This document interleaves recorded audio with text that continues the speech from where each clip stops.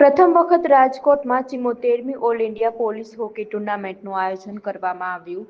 આગામી 4 ડિસેમ્બરથી 15 ડિસેમ્બર સુધી દેશભરમાંથી પોલીસ તેમજ પેરામિલિટરી ફોર્સની મેન્સ અને વુમન્સની 25 જેટલી ટીમો ટુર્નામેન્ટમાં ભાગ લેશે. જે માટે રાજકોટના મુખ્ય એવા મેજર ધ્યાનચંદ હોકી ગ્રાઉન્ડ તેમજ સૌરાષ્ટ્ર યુનિવર્સિટી હોકી ગ્રાઉન્ડમાં ભવ્ય ટુર્નામેન્ટનું આયોજન કરવામાં આવ્યું. જે માટે ડીજીપીની અધ્યક્ષતામાં અલગ અલગ 10 કમિટીની રચના કરવામાં આવી છે અને હાલ આ ટુર્નામેન્ટને લઈને તડામાર તૈયારીઓ ચાલી રહી છે. ત્યારે 4 ડિસેમ્બરના રોજ પોલીસ હેડક્વાર્ટર ખાતે ઓપનિંગ સેરેમની યોજવામાં આવશે. જેના ભાગરૂપે આજ રોજ ઓપનિંગ સેરેમનીનું રિહર્સલ યોજવામાં આવ્યું હતું.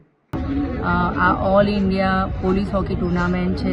દર વર્ષે ભારતમાં અલગ અલગ રાજ્ય એનું હોસ્ટિંગ કરતું હોય છે. આ વખતે રાજકોટ સિટી એના યજમાન તરીકે આખું ઓર્ગેનાઇઝ કરી રહી છે. તો 4મી તારીખે મોર્નિંગમાં 9 વાગે પોલીસ પરેડ ગ્રાઉન્ડની અંદર એનું ઓપનિંગ સેરેમની માનનીય ડીજીપી શ્રી વિકાસ સહાય સરના હસ્તે થનાર છે.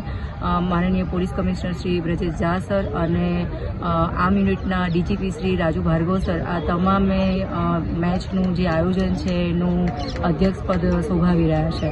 અહીંયા આપણા જે 2 ગ્રાઉન્ડ ટોટલ હોકી ટુર્નામેન્ટના છે એ રેસકોર્સ ગ્રાઉન્ડ અને સૌરાષ્ટ્ર યુનિવર્સિટીના ગ્રાઉન્ડમાં રોજે રોજ 6 જેટલી ટુર્નામેન્ટ થશે અને આનું ક્લોઝિંગ સેરેમની 14મી તારીખે અગેન આ જ પોલીસ પરેડ ગ્રાઉન્ડની અંદર થનાર છે.